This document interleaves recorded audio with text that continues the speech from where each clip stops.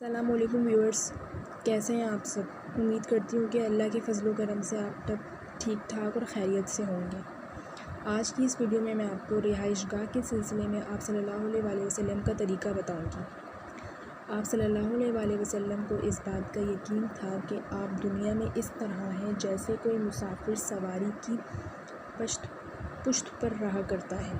یہ دنیا مسافر کی فرودگاہ ہے جہاں وہ ایک خاص مدت تک پڑاؤ ڈالتا ہے، پھر یہاں سے آخرت کی جانب چل پڑتا ہے۔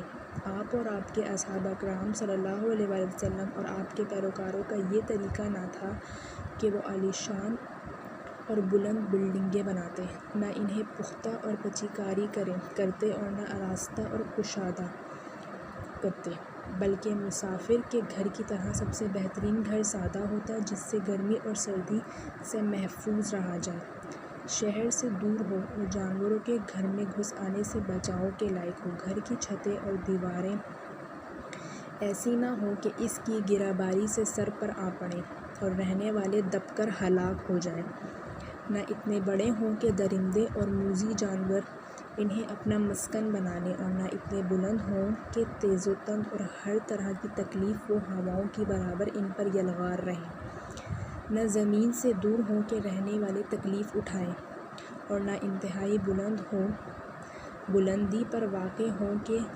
دشواری کا سامنا کرنا پڑے، بلکہ مکانات ہر حیثیت سے درمیانی ہوں۔ ایسا ہی مکان سب سے عمدہ اور نفع بخش ہوتا ہے۔ سردی اور گرمی دونوں کا گزر کم ہوتا ہے اور رہنے والے کو تنگی کا احساس نہیں ہوتا، اتنا کشادہ بھی نہیں کہ بیکار اور ویران پڑا رہے اور موذی جانور اس کی خالی جگہوں پر جم جائیں، اور اس میں کھڑیاں بیت الخلا بھی نہ رہے کہ اس کی بدبو سے رہنے والے کو اذیت ہو، بلکہ گھر کی فضا خوشگوار اور معطر ہو، اس لیے کہ نبی صلی اللہ علیہ وآلہ وسلم خوشبو پسند فرماتے تھے اور خوشبو ہمیشہ ساتھ رکھتے تھے۔ آپ کی خوشبو سب سے عمدہ ہوتی تھی، آپ کا پسینہ عرق گلاب تھا، آپ کے گھر میں کوئی بیت الخلا نہ تھا کہ جس سے بدبو پیدا ہو۔ ان صفات کا متحمل مکان یقیناً سب سے بہتر، متعدل و موزوں اور بدن میں حفظان صحت کے اصول کے مطابق سب سے زیادہ مفید تر مکان ہو سکتا ہے۔ اور اب میں آپ کو بتاؤں گی سونے جاگنے کا طریقہ۔ نبی صلی اللہ علیہ وآلہ وسلم جس نے آپ کے خواب و بیداری کے طریقے پر غور کیا ہوگا اسے بخوبی معلوم ہو گیا ہوگا کہ آپ کی نیند نہایت متعدل اور اعضاء و جوارح اور بدن کے لیے نفع بخش ہوتی تھی۔ آپ ابتدائے شب میں سو جاتے اور رات کی نصف ثانی کے شروع میں بیدار ہو جاتے، جاگنے کے بعد مسواک کرتے، وضو فرما کر سب ہدایت الہی نمازیں ادا کرتے۔ آپ کے بدن، اعضاء و جوارح کو نیند اور آرام کا پورا حصہ ملتا اور زیادتی اجر کے ساتھ ریاضت کا حق بھی حاصل ہو جاتا ہے۔ یہی اصلاح قلب و بدن اور دین و دنیا کی فلاح کی غایت و انتہا ہے۔ آپ بقدر ضرورت سوتے تھے، اس سے زیادہ سونے کی عادت نہ تھی، اور خود بقدر ضرورت جاگنے کی خو ڈالتے۔ ایسا نہ تھا کہ غیر معمولی تھکن میں مبتلا ہو جائیں۔ آپ دونوں چیزیں بدرجہ اتم انجام دیتے۔ جب نیند کا غلبہ ہوتا تو دائیں کروٹ سو جاتے، ذکر الہی سے رطب اللسان رہتے، یہاں تک کہ آنکھیں نیند کے غلبے سے موند لیتے۔ کچھ کھانے پینے کی وجہ سے نیند کا غلبہ نہ تھا۔ آپ ننگی زمین پر نہ سوتے اور آپ کو اونچے گدے پر سونے کی عادت نہ تھی، بلکہ آپ کا بستر چمڑے کا ہوتا جس میں کھجور کے ریشے بھرے ہوتے۔ آپ کبھی تکیہ پر لیٹتے اور کبھی اپنے رخسار کے نیچے ہاتھ رکھ کر سو جاتے۔ آگے ہم نیند کا بیان ایک فصل میں کریں گے اور نفع بخش و ضرر رساں نیند کا بیان الگ ہوگا۔ اور اب میں آپ کو بتاؤں گی نبی اکرم صلی اللہ علیہ وآلہ وسلم کے کھانے کی ترکیب۔ رسول اللہ صلی اللہ علیہ وآلہ وسلم اپنی 3 انگلیوں سے کھانا تناول فرماتے تھے، اور یہی کھانے کے طریقوں میں سے نافع طریقہ ہے، اس لیے کہ 1 یا 2 انگلی سے کھانا کھانے والے کو لذت نہیں ملتی اور نہ خوشگوار معلوم ہوتا ہے، نہ آسودگی ہی ہوتی ہے، مگر جب اس طور پر دیر تک کھایا جائے اور غذا کا لقمہ بھرپور نہ ہونے کی وجہ سے قناعت ہضم معدے کو فرحت نہیں ہوتی، بلکہ وقفہ وقفہ سے غذا معدے میں پہنچتی ہے، جیسے کوئی دانہ چن کر اٹھائے اور کھائے، تو اس طرح کھانا نہ مزہ دیتا ہے، نہ خوشگوار ہوتا ہے، اور 5 انگلیوں اور ہتھیلیوں تک کھانے میں آلودہ کر لینے سے آلات ہضم و معدہ پر غذا کا بار پڑتا ہے۔ بعض اوقات کثرت غذا سے کھانا اٹک جاتا ہے اور موت واقع ہو جاتی ہے، اور بعض وقت آلات غذا کو اچھو لگنے کی وجہ سے وہ غذا کو باہر کر دیتے ہیں۔ معدہ اس کی قوت برداشت نہیں رکھتا اور نہ کھانے میں لذت حاصل ہوتی ہے اور نہ فرحت ملتی ہے، اس لیے آپ کے کھانے کا طریقہ سب سے زیادہ نافع ہے، اور آپ کے کھانے کا طریقہ اختیار کرتے ہوئے 3 انگلیوں سے کھائیں، وہ بھی اس نفع سے متمتع ہو سکتا ہے۔ اور اب میں آپ کو بتاؤں گی نبی صلی اللہ علیہ وآلہ وسلم کے کھانوں کا بیان۔ جس نے رسول اللہ صلی اللہ علیہ وآلہ وسلم کی غذاؤں پر غور کیا، آپ کے مأکولات کے بارے میں تحقیق کی، اسے معلوم ہوگا کہ آپ نے دودھ اور مچھلی کبھی ایک ساتھ استعمال نہیں کی، اور نہ دودھ کے ساتھ ترشی استعمال کی، نہ آپ نے کبھی 2 گرم غذاؤں کو ساتھ لیا، نہ 2 ٹھنڈی غذاؤں کو ایک ساتھ کھایا، نہ 2 لیسدار چیزوں کو اکٹھا کیا، نہ 2 قابض چیزیں ایک ساتھ تناول فرمائیں، نہ مہسل غذاؤں اور نہ 2 غلیظ غذاؤں کو یکجا کیا، نہ 2 نرم کرنے والی غذاؤں کو لیا، اور نہ 2 ایسی غذاؤں کو ہمراہ کیا جو کسی ایک خلت میں تبدیل ہو جائیں، نہ 2 متضاد 2 مختلف چیزوں کو جیسے ایک قابض اور دوسری مسہل کو یکجا استعمال فرمایا، نہ زود ہضم اور دیر ہضم غذا ایک ساتھ کھائی، اور نہ بھنی ہوئی اور پکائی ہوئی چیزوں کو، اور نہ تازہ اور خشک غذا کو ساتھ استعمال فرمایا۔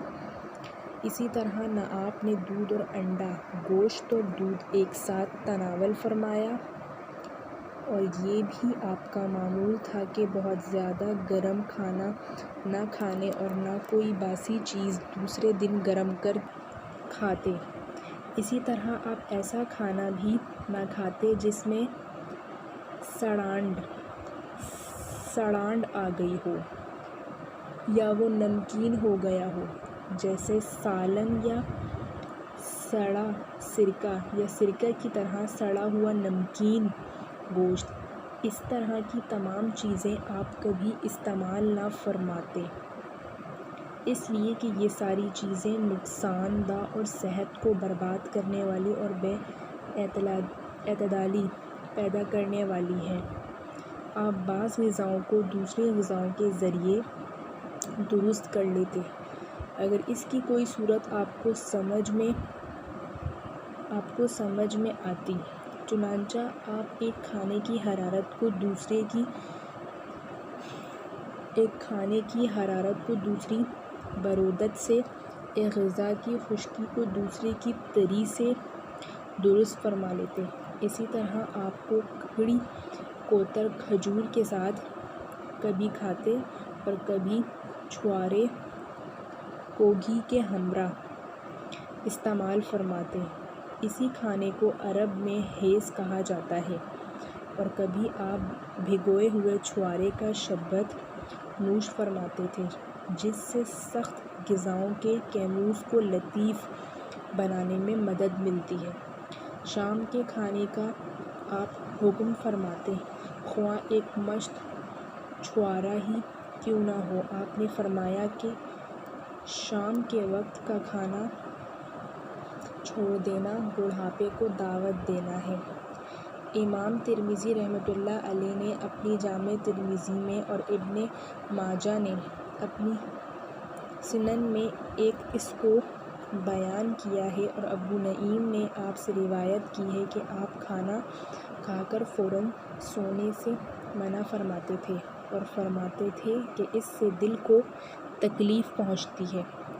اسی وجہ سے اتباع نے اپنے وصیت ناموں میں تحریر کیا ہے کہ جو حفظان صحت کا خواہاں ہو اسے چاہیے کہ وہ کھانے کے بعد چند قدم پیدل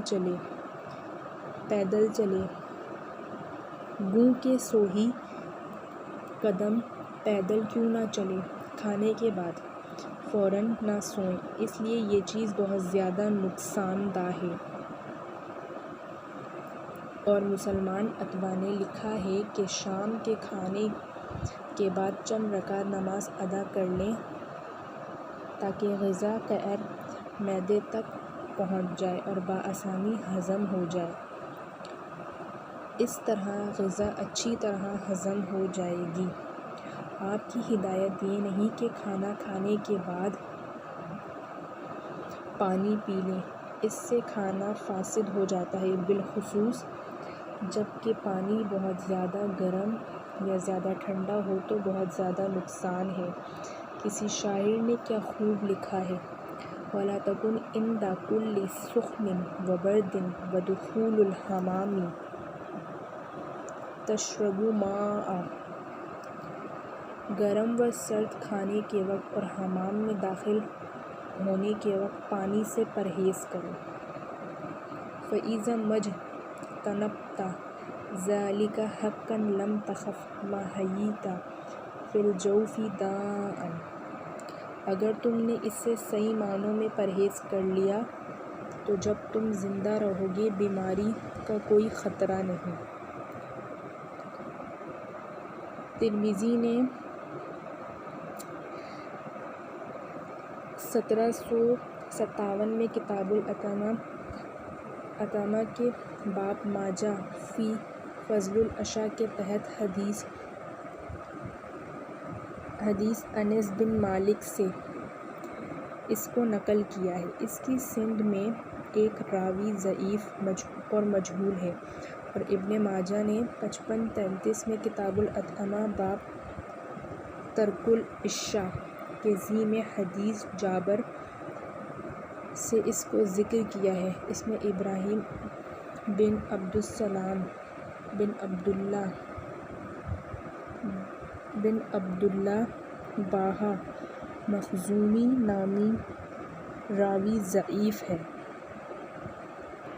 اسی طرح ورزش، تھکن اور جمع کے فوراً پانی کا استعمال کرنا اچھا نہیں۔ اسی طرح کھانے سے پہلے اور کھانے کے بعد اور پھل کے استعمال کے بعد بھی پانی استعمال نہ کرنا چاہیے، اگرچہ پانی پینے کی ترتیب میں بعض کمتر درجہ اور بعض بہت زیادہ سہولت کی حامل ہوں، اور جمع کے بعد اور سو کر بیدار ہونے کے بعد پانی پینا حفظان صحت کے اصول کے بالکل منافی ہے، اس لیے طبائع الگ الگ ہوتے ہیں۔ اور اب ہم بات کریں گے نبی اکرم صلی اللہ علیہ وآلہ وسلم کے پانی پینے کا طریقہ۔ آپ کا طریقہ بیٹھ کر پانی پینے کا تھا۔ عموماً آپ کی عادت شریفہ یہی تھی، اور آپ سے مروی حدیث صحیح میں ہے کہ آپ نے کھڑے ہو کر پانی پینے سے منع فرمایا، اور یہ بھی صحیح ہے کہ آپ نے کھڑے ہو کر پانی پینے والے کو قے کرنے کا حکم دیا ہے، اور صحیح حدیث سے یہ بھی ثابت ہے کہ خود آپ نے کھڑے ہو کر پانی پیا۔ ایک جماعت نے اس حدیث کو ناسخ برائے نہیں مانا ہے، اور دوسری جماعت یہ کہتی ہے کہ اس میں صراحت ہے کہ نہیں، تحریم کے لیے نہیں ہے، بلکہ صحیح بات سنت کی طرف رہنمائی ہے اور کھڑے ہو کر نہ پینے کا حکم ہے۔ ایک دوسری جماعت نے بیان کیا کہ ان دونوں حدیثوں میں کوئی تعارض نہیں، اس لیے کہ آپ نے کسی خاص ضرورت کے تحت کھڑے ہو کر پانی پیا ہوگا۔ چنانچہ آپ آب زمزم کے پاس تشریف لائے، لوگ پانی پی رہے تھے، آپ نے بھی پینا چاہا، لوگوں نے آپ کے سامنے ڈول پیش کر دیا، آپ نے کھڑے ہو کر پانی پیا، یہاں ضرورت کی بنیاد پر ایسا کیا۔ کھڑے ہو کر پانی پینے میں چند دشواریاں پیش آتی ہیں۔ پہلی دشواری تو یہ ہے کہ اس سے پوری طرح آسودگی نہیں ہوتی، دوسری یہ کہ اس سے پانی معدے میں اتنی دیر تک نہیں ٹھہرتا کہ جگر اسے دوسرے اعضاء تک ان کا حصہ پہنچا سکے، پھر تیزی کے ساتھ معدے کی طرف آتا ہے، جس سے خطرہ رہتا ہے کہ اس کی حرارت سرد پڑ جائے اور اس میں پیچیدگی پیدا ہو جائے اور زیر بدن کی طرح تیزی سے بلا رعایت تدریج منتقل ہو جائے۔ بہرحال ان سب وجوہ سے پانی پینے والے کو نقصان پہنچتا ہے۔ اتفاقاً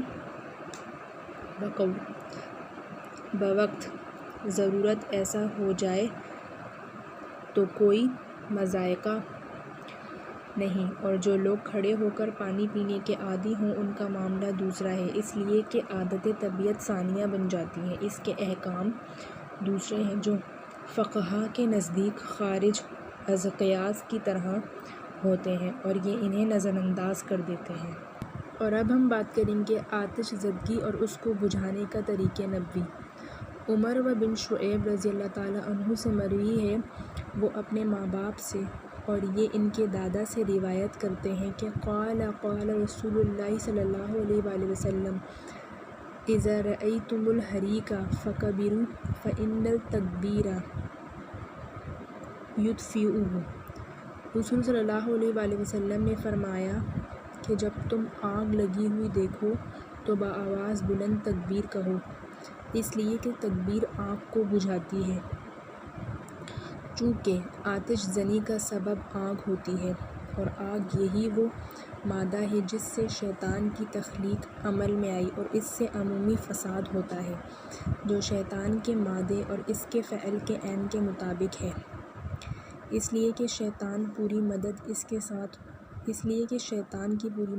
ساتھ ہوتی ہے اور اس کے ارادے کا نفاذ اسی کے ذریعے ہوتا ہے۔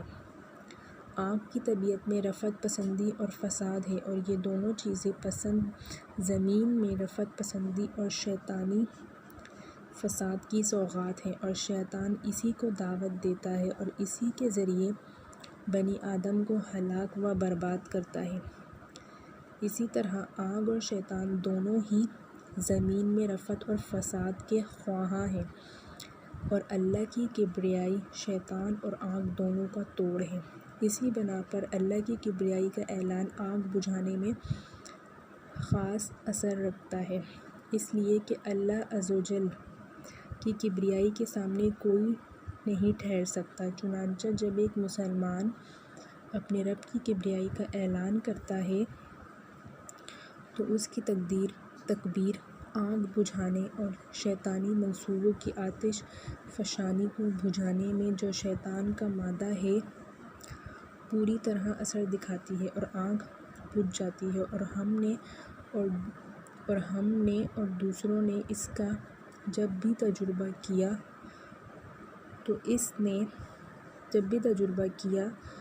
تو اس طرح ہم نے اس کو پایا۔ اور اب ہم بات کریں گے نبی اکرم صلی اللہ علیہ وآلہ وسلم کے کھانے پینے کی عادات۔ کھانے پینے کے سلسلے میں آن حضرت صلی اللہ علیہ وآلہ وسلم کی عادت شریفہ تھی کہ آپ خود کو کسی خاص غذا کا پابند نہ بناتے، اس کے علاوہ کسی دوسری غذا کا استعمال آپ کے لیے دشوار ہے، اس لیے کہ یہ طبیعت کے لیے مسمر ہے، اور کبھی کبھی اس سے طبیعت پر بڑی گرانی ہوتی ہے۔ اگر عادت کے خلاف غذا کا استعمال نہ کریں تو پھر نہ کھانے کا سبب کمزوری کا اندیشہ ہے، نہ ہلاکت کا خطرہ ہے، اور اگر خلاف عادت کوئی غذا استعمال کرتا ہے تو طبیعت اسے قبول نہیں کرتی بلکہ اسے نقصان ہوتا ہے، اس لیے کسی ایک انداز کے کھانے کا معمول خواہ وہ عمدہ ترین غذا کیوں نہ ہو ایک زبردست خطرہ ہے، بلکہ آپ اپنے شہر کے باشندوں کے مزاج کے مطابق ہی غذا استعمال کرتے تھے، خواہ وہ از قسم گوشت ہو، پھل ہو یا روٹی ہو، کھجوریں ہوں۔ ان تمام چیزوں کا ذکر ہم آپ کے معلومات کی بابت ہدایات کے بیان میں کر چکے ہیں، اس لیے ان کی طرف آپ مراجعت کر لیتے۔ اگر معقول و مشروع میں سے کسی ایک میں ایسی کیفیت ہوتی کہ جس توازن و اصلاح کی ضرورت پیش آتی تو آپ اس کی اصلاح اس کے ضد سے کرتے اور امکانی حد تک توازن فرماتے، اور اگر دشوار ہوتا تو پھر اسی انداز سے تناول فرما لیتے۔ مثال کے طور پر آپ کھجور کے استعمال کے وقت تربوز کو بھی ملا لیتے تاکہ کھجور کی حرارت اور تربوز کی برودت سے توازن پیدا ہو جائے۔ اگر یہ چیز دستیاب نہ ہوتی تو آپ اپنی خواہش کے مطابق حسب ضرورت غذا استعمال کر لیتے، اس میں تکلیف نہ فرماتے کہ اس سے طبیعت کو کوئی ضرر پہنچے۔ اگر کھانے سے طبیعت گریز کرتی تو آپ نہ کھاتے اور طبیعت کو کھانے پر زبردستی آمادہ نہ کرتے۔ یہی حفظان صحت کا بنیادی اصول ہے، اس لیے کہ جب انسان طبیعت کے گریز کے باوجود اور خواہش نہ ہونے پر بھی کھانا کھا لیتا ہے تو اسے فائدہ سے کہیں زیادہ نقصان ہوتا ہے۔ چنانچہ حضرت ابو ہریرہ رضی اللہ تعالیٰ عنہ فرماتے ہیں: ما آب رسول اللہ طعاما قط ان اشتہاہ اکلہ والا ترکہ ولم یاکل منہ ولما قدم الیہ ذب المشوی لم یاکل منہ فقیل لہ اہو حرام قال لا ولکن لم یکن بأرض قومی فاجدنی اعافؤ۔ رسول اللہ صلی اللہ علیہ وسلم نے کبھی بھی کھانے کو برا نہیں کہا، اگر کھانے کی خواہش ہوتی تو تناول فرماتے، وگرنہ چھوڑ دیتے اور اسے تناول نہ فرماتے۔ چنانچہ جب گو کا بھنا ہوا گوشت آپ کے سامنے پیش کیا گیا تو آپ نے اسے نہیں کھایا۔ آپ سے دریافت کیا گیا کہ کیا یہ حرام ہے؟ آپ نے فرمایا نہیں، لیکن ہماری سرزمین عرب کا یہ جانور نہیں، اس لیے میری طبیعت اس سے گریز کرتی ہے۔ اس میں آپ نے اپنی عادت اور خواہش کی رعایت فرمائی۔ چونکہ عرب میں اس کھانے کا رواج نہ تھا اور آپ کی خواہش بھی نہ تھی، اس لیے آپ خود اس سے رک گئے، اور جس کو اسے کھانے کی خواہش تھی اسے منع بھی نہ کیا اور حکم دیا جو عادی ہو اسے کھائے۔ آپ کو گوشت بہت پسند تھا اور دستی کا گوشت تو بہت زیادہ پسند فرماتے تھے، بالخصوص بکری کی اگلی دست کا، اس لیے اس میں زہر ملا کر آپ کو کھلایا گیا تھا۔ صحیحین میں روایت ہے کہ اُتِیَ رسول اللہ صلی اللہ علیہ وآلہ وسلم بلحم فرفع الیہ الذراع وکانت تعجبہ۔ رسول اللہ صلی اللہ علیہ وسلم کے سامنے کھانے میں گوشت پیش کیا گیا اور دست کا گوشت آپ صلی اللہ علیہ وآلہ وسلم کی طرف بڑھایا گیا۔ آپ کو دست کا گوشت بہت پسند تھا۔ حضرت ابو عبیدہ رضی اللہ تعالیٰ عنہ وغیرہ نے زبا بنت زبیر کا واقعہ نقل کیا ہے کہ انہوں نے اپنے گھر میں ایک بکری ذبح کی۔ آپ نے ان کو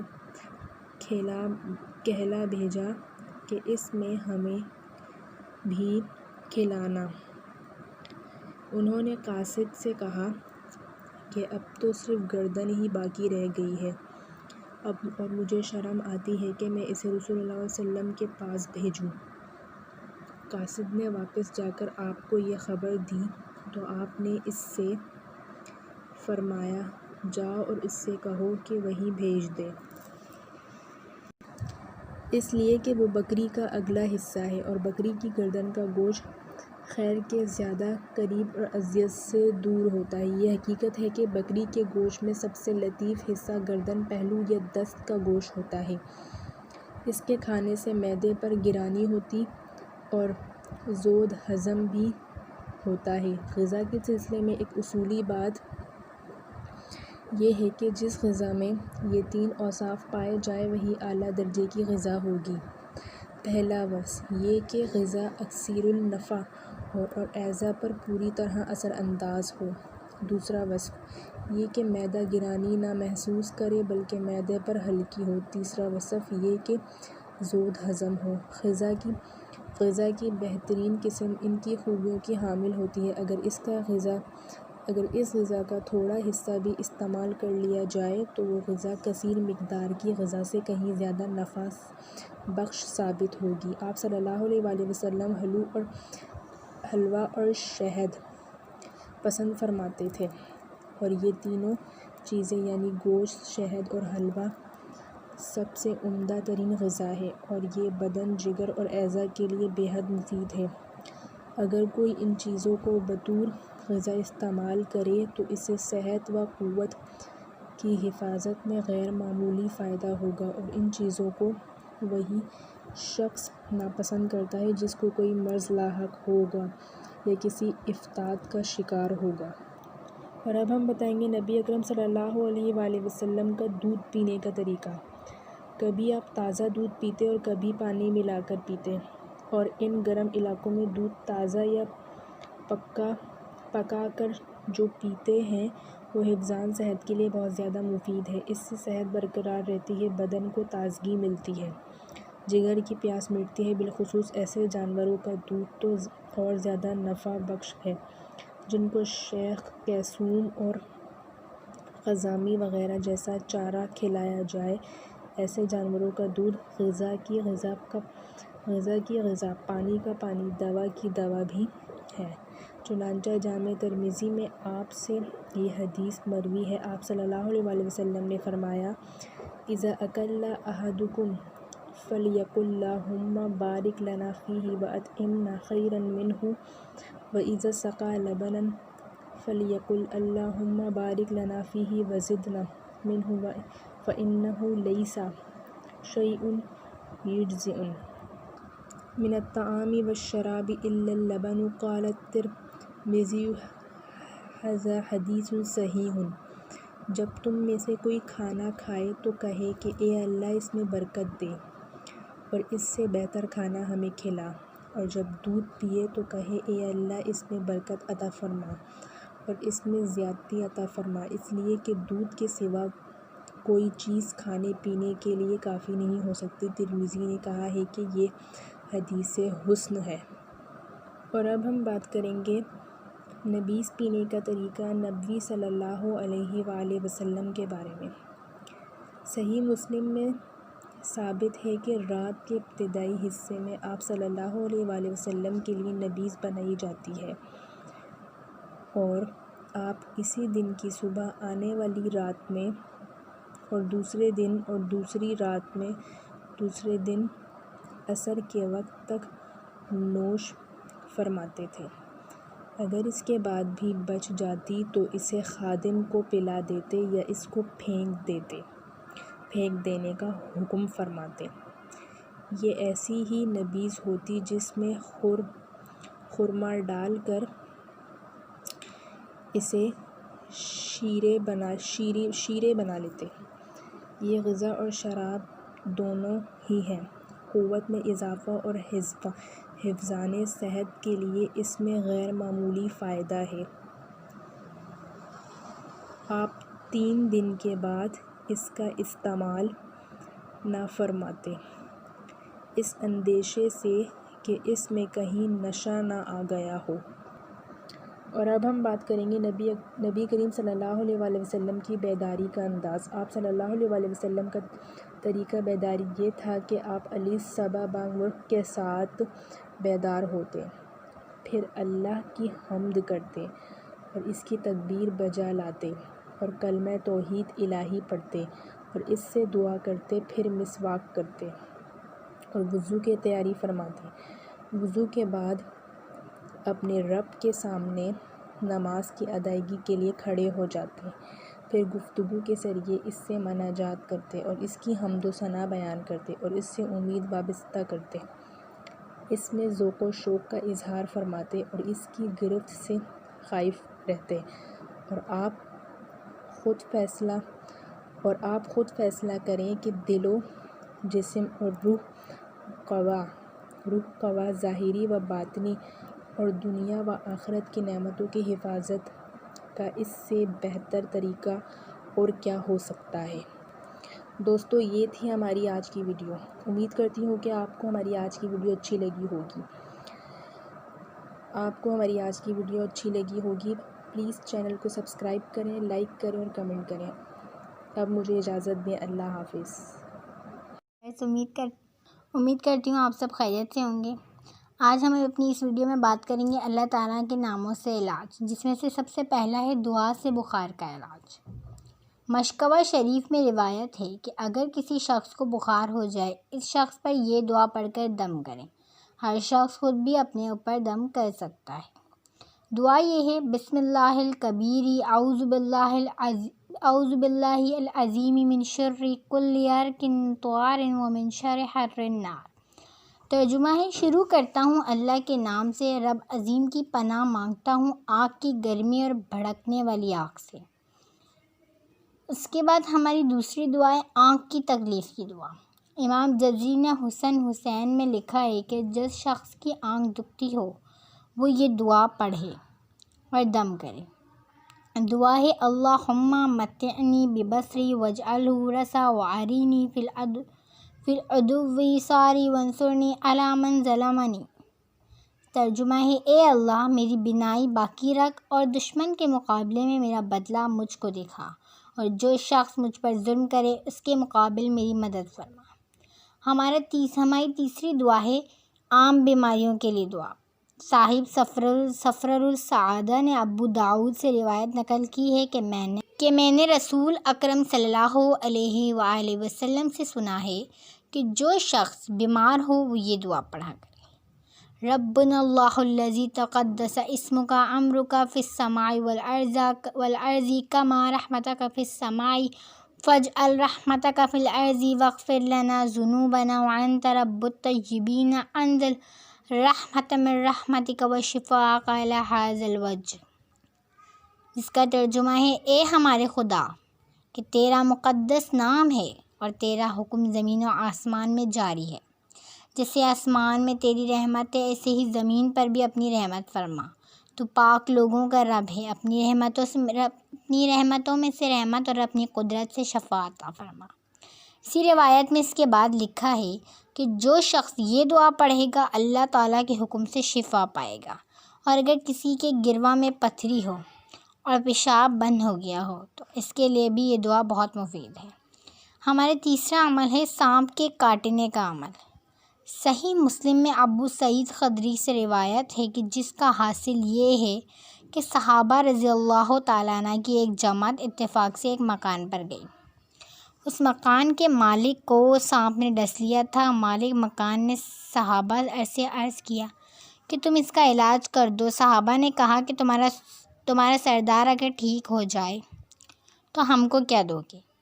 گھر والوں نے کہا کہ ایک گلا بکریوں کا دیں گے۔ بعض روایت میں ہے کہ بکریوں کی تعداد 30 تھی۔ ان صحابہ رضی اللہ تعالیٰ عنہ میں سے ایک صحابی رضی اللہ تعالیٰ عنہ نے اس شخص پر سورہ فاتحہ یعنی الحمد شریف پڑھ کر دم کرے۔ وہ شخص جس کو سانپ نے کاٹا تھا اسی وقت تندرست ہو گیا۔ صحابہ رضی اللہ تعالیٰ عنہ نے واپس آ کر حضرت صلی اللہ علیہ وآلہ وسلم کی خدمت میں پورا ذکر بیان کیا۔ حضرت صلی اللہ علیہ وآلہ وسلم نے سن کر فرمایا کہ تم لوگوں نے بہت اچھا کیا، لیکن تم کو کیسے معلوم ہوا کہ یہ سورہ سانپ کاٹنے کا منتر ہے؟ اس کے بعد فرمایا کہ تم بکریوں کو آپس میں تم لوگ تقسیم کر لو اور اس میں ایک حصہ ہمارا بھی تقسیم کر دو۔ یہ حدیث کا محاصل تھا۔ اس سے فائدہ یہ ہوا، اس حدیث سے معلوم ہوا ہے کہ امراض کا جو علاج قرآن و حدیث میں درج ہے، اگر ان امراض کے علاج پر اجرت لے لی جائے تو کوئی مذائقہ نہیں ہے اور ایسی اجرت حلال اور پاک ہے۔ اس لیے شک نہیں کیا جا سکتا کہ ان حضرت صلی اللہ علیہ وآلہ وسلم نے خود اس میں اپنا حصہ مقرر کرنے کا حکم فرمایا۔ اگر اس میں ذرا بھی شک ہوتا تو ان حضرت صلی اللہ علیہ وآلہ وسلم اسے اپنا حصہ ہرگز مقرر نہ کراتے۔ دوسری بات، اس حدیث سے یہ معلوم ہوئی کہ اگر کوئی طبیب اجرت لے کر علاج کرے تو اس کے لیے اجرت لینا حرام ہے، لیکن شرط یہ ہے کہ ایک تو حرام چیزوں سے علاج نہ کرے، دوسرا دھوکہ فریب نہ کرے، اور اگر کوئی معالج علم طب سے واقف نہ ہو تو اس کے لیے اجرت لینا حرام، اور اگر کوئی معالج علم و طب سے واقف نہ ہو تو اس کے لیے اجرت لینا حرام ہے۔ چنانچہ حضرت ابو بکر صدیق رضی اللہ تعالی عنہ کا غلام اسی طرح علاج کے سلسلے میں فریب کر کے کوئی چیز لایا تھا۔ حضرت صدیق اکبر رضی اللہ تعالی عنہ کو کھانے کے بعد فریب کا حل معلوم ہوا تو اسی وقت حلق میں انگلی ڈال کر کر دی، جس سے وہ چیز پیٹ سے باہر نکل آئی۔ اس قصے سے معلوم ہوا کہ اگر کوئی فریب سے علاج کر کے کسی سے مال حاصل کرے تو وہ مال اس شخص کے لیے حرام ہے۔ اللہ تعالیٰ فال اور گنڈے والوں کو ہدایت عطا فرمائے کہ اپنی غذا اور لباس کا حرام نہ کیا کریں۔ حدیث شریف میں ہے کہ حرام کھانے والے کی دعا قبول نہیں ہوتی۔ ہمارا چوتھا موضوع ہے قرآن پاک سے امراض جسمانی و روحانی کا علاج۔ معلوم ہونا چاہیے کہ قرآن پاک امراض جسمانی و روحانی دونوں کو فائدہ کرتا ہے۔ چنانچہ ابن ماجہ میں حضرت علی کرم اللہ وجہہ سے روایت ہے کہ سب سے بہترین دوا قرآن پاک ہے، اور امام بہیقی نے واصلہ بن اسقع سے روایت کی ہے کہ ایک شخص نے ان حضرت صلی اللہ علیہ وآلہ وسلم سے حلق کے درد کی شکایت کی۔ آپ نے فرمایا کہ قرآن پاک کی تلاوت کو اپنا شیوا بناؤ۔ ابن ماجہ و ابن مردویہ نے ابو سعید خدری رضی اللہ تعالیٰ عنہ سے روایت کی ہے کہ ایک شخص نے اپنے سینے کی درد کی حضور صلی اللہ علیہ وآلہ وسلم سے شکایت کی۔ آپ نے فرمایا کہ قرآن پاک پڑھا کرو، کیونکہ حق تعالیٰ نے فرمایا کہ قرآن اس بیماری کے لیے شفا ہے جو سینے میں ہے۔ سورہ فاتحہ کے خواص۔ معلوم ہونا چاہیے کہ سورہ فاتحہ ہر مرض کے لیے مفید ہے، اس لیے بعض احادیث میں ہے کہ سورہ فاتحہ میں سوائے موت کے ہر بیماری سے شفا ہے، اور بہیقی نے ابو سعید خدری رضی اللہ تعالی عنہ سے روایت نقل کی ہے کہ سورہ فاتحہ زہر کی دوا ہے، اور بزاز نے ابن مالک رضی اللہ تعالی عنہ سے روایت کی کہ حضرت صلی اللہ علیہ وآلہ وسلم نے مجھ سے ارشاد فرمایا کہ جب تم سونے کا ارادہ کرو تو سورہ فاتحہ اور کل لہٰذا پڑھ لیا کرو کہ تم سوائے موت کی ہر بلا سے محفوظ رہو گے۔ اور امام جزری نے اپنی کتاب میں لکھا ہے کہ جس شخص کو جنون ہو جائے تو اس شخص پر 3 دن تک صبح شام 3 بار سورہ فاتحہ پڑھ کر دم کرے۔ جنون دور کرنے کی دعا۔ صاحب اتقان نے ابی کعب رضی اللہ تعالیٰ عنہ سے روایت نقل کی کہ جس کا حاصل یہ ہے کہ کعبہ رضی اللہ تعالیٰ عنہ فرماتے ہیں کہ ایک روز میں ان حضرت صلی اللہ علیہ وآلہ وسلم کی خدمت میں حاضر تھا۔ ایک عربی شخص آیا، اس نے حضور کی خدمت میں عرض کیا کہ میرا بھائی بیمار ہے۔ حضور نے فرمایا کہ اس کو کیا بیماری ہے؟ عربی نے کہا کہ میرا بھائی کو جنون ہو گیا ہے۔ آپ نے فرمایا اس کو میرے پاس پکڑ کر لے آؤ، اور جا کر اپنے بھائی کو لے آیا۔ ان حضرت صلی اللہ علیہ وآلہ وسلم نے اس کو اپنے سامنے بٹھا کر اس کے روبرو سورہ فاتحہ اور 4 آیتیں ابتدائی سورہ بقرہ کی الہاکم الہ واحد اور 1 آیت الکرسی کی اور 3 آیتیں آخر سورہ بقرہ کی اور 1 آیت سورۃ آل عمران کی شہید اللہ سے حکیم تک اور 1 آیت سورۃ الاعراف کی ان ربکم اللہ سے رب العالمین تک اور 1 آیت سورہ مومن فتعالی اللہ الملک حق اور 1 آیت سورہ جن کی وَإِنَّهُ تَعَالَى جَدُّ رَبِّنَا مَا اتَّخَذَ صَاحِبَةً وَلَا وَلَدًا اور 3 آیتیں سورہ صافہ کی عذاب تک اور 3 آیتیں سورہ حشر کی اور قل هو اللہ احد اور معوذتین۔ یہ آیت اس شخص پر پڑھوائی گئیں، وہ شخص اسی وقت ایسا تندرست ہو کر کھڑا ہو گیا گویا بیماری ہی نہ ہو۔ ہماری اگلی دعا ہے ہر قسم کے درد کے لیے دعا۔ علامہ جزری نے اپنی کتاب میں لکھا ہے کہ جس شخص کے کسی جگہ درد ہو جائے تو اس کو چاہیے کہ اپنا داہنا ہاتھ درد کی جگہ پر رکھے اور اس دعا کو 7 مرتبہ پڑھے اور ہر مرتبہ پڑھ کر ہاتھ کو اٹھا لے۔ دعا یہ ہے: بسم اللہ اعوذ بعزت اللہ و قدرتہ من شر ما اجد من وجعی ھذا۔ ترجمہ ہے اللہ تعالیٰ کی عزت و قدرت کی پناہ چاہتا ہوں اپنے اس درد کی تکلیف سے جس میں مبتلا ہوں۔ ہماری اگلی دعا ہے بہت سے امراض یعنی بہت سے مرض کی دعا۔ حدیث شریف میں ہے کہ ان حضرت صلی اللہ علیہ وآلہ وسلم جب بیمار ہوتے تھے تو جبرائیل یہ دعا پڑھا کرتے تھے، بسم اللہ رقیک من کل شیء، بسم اللہ ارقیک من کل شیء یؤذیک من شر کل عین حاسد اللہ یشفیک، بسم اللہ ارقیک۔ اللہ تعالیٰ کے مبارک نام سے میں تیری حفاظت کرتا ہوں، اللہ تجھ کو ہر تکلیف دہ چیز سے اور ہر آنکھ اور حسد کرنے والے کی شر سے شفا دے، اللہ کے مبارک نام سے حفاظت کرتا ہوں۔ اگلا ہے بچھو کاٹنے کا عمل۔ متردد ابن شیبہ میں عبداللہ بن مسعود رضی اللہ تعالیٰ مسعود رہ کی روایت ہے کہ ان حضرت صلی اللہ علیہ وآلہ وسلم کی انگلی میں نماز پڑھتے ہوئے بچھو نے ڈنگ مارا۔ آپ نے جب نماز سے فراغت پائی تو فرمایا کہ اللہ تعالیٰ لعنت کرے بچھو کو کہ امت میں سے نہ نبی کو چھوڑے نہ کسی اور کو۔ اور اس کے بعد آپ نے پانی میں نمک گھولا اور اپنی انگشت مبارک اس میں ڈال دی اور قل واللہ احد اور معوذتین پڑھنا شروع کیے، یہاں تک کہ درد ختم ہو گیا۔ بعض روایت اس کا علاج 7 بار سورہ فاتحہ پڑھنا بھی آیا، اور بعض روایات میں ہے کہ کسی صحابہ نے حضرت صلی اللہ علیہ وآلہ وسلم کی خدمت میں عرض کیا کہ مجھ کو بچھو کی جھاڑ آتی ہے۔ حضور نے سن کر فرمایا اس عمل کو کیا کرو اور لوگوں کو فائدہ پہنچایا کرو۔ وہ جھاڑ یہ ہے، بسم اللہ شجۃ قریبۃ ملحقۃ یجرا اغفتا۔ یہ جھاڑ متعدد بار پڑھ کر پھونک دینا چاہیے۔ اس کے فائدے یہ ہیں، اس جھاڑ کے الفاظ کا مطلب اگرچہ ہمیں معلوم نہیں ہے، مگر جب ان حضرت صلی اللہ علیہ وآلہ وسلم نے سن کر اس کی اجازت عطا فرمائی تو اس سے علاج کرنے میں کوئی مذائقہ نہیں۔ اگر اس میں شرک کا شبہ ہوتا تو حضور اس جھاڑ کو پڑھنے کی ہرگز اجازت نہ دیتے۔ اگلی ہماری دعا ہے زخم اور پھوڑے پھنسی کی دعا۔ اگر کسی شخص کے کسی قسم کا زخم یا پھوڑا پھنسی ہو جائے تو اس کو چاہیے کہ اول شہادت کی انگلی زمین پر رکھے اور پھر اٹھا کر اس زخم پر رکھے اور یہ دعا پڑھے، بسم اللہ تربتی ارضنا بریقتی بعضنا یشفی سقیمنا باذن ربنا۔ شروع اللہ کے نام سے زمین کی مٹی ہم میں سے کسی کے تھوک کے ساتھ مل کر ہمارے رب کے حکم سے شفا بخشتی ہے۔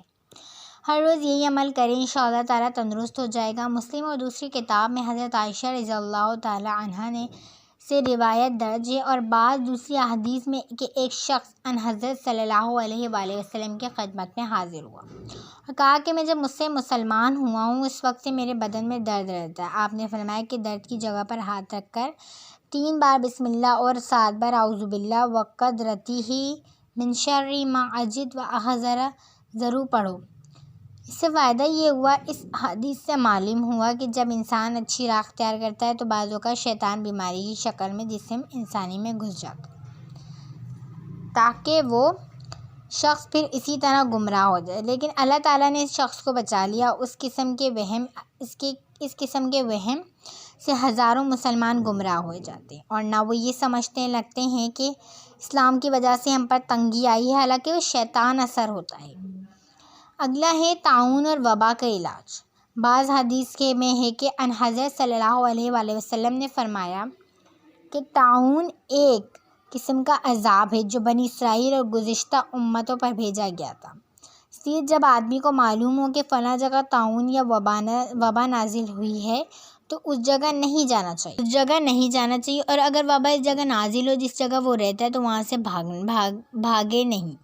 طاعون سے ایک جگہ وبا مراد ہے، جیسا کہ صراط مستقیم میں درج ہے۔ اس حدیث کا مفہوم یہ ہے کہ وبا بھی ایک طرح کا عذاب ہے جو گناہوں کی وجہ سے اللہ تعالیٰ بھیجتا ہے۔ جب معلوم ہو کہ فلاں شہر میں وبا ہے تو وہاں پر نہیں جانا چاہیے، کیونکہ قصداً اپنے آپ کو ہلاکت میں ڈالنا جائز نہیں، اور اگر اس جگہ وبا آئے جس جگہ تم رہتے ہو تو وہاں سے بھاگنا نہیں چاہیے، کیونکہ تقدیر الہی سے بھاگنا بھی بہتر نہیں ہے۔ بلکہ بعض حدیث میں ہے کہ وبا سے مرنا ہر مسلمان کے لیے شہادت، اور بعض حدیث کا مضمون ہے کہ طاعون اور وبا شیطان اور جنات کا نشتر ہے، یعنی جنات انسان کے جسم میں نشتر یعنی کونچا لگاتا ہے، لگاتے ہیں جس کی وجہ سے انسان کے جسم میں زہر پھیل جاتا ہے اور انسان مرنے لگتا ہے۔